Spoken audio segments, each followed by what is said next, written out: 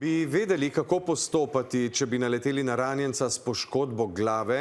No, 12-letni Lan gotovo ve. Ja, tako je, v nedeljo je bil z družino prvi na kraju nesreče v Bohinju, kjer je avtomobil zgrmel v globel. A brez oklevanja je z avtomobila izvlekel prvo pomoč in medtem, ko je poškodovancu obvezoval rano na glavi, je mami naročil, naj pokliče reševalce. Kje je dobil znanje, pogum za mirno in odraslo posredovanje?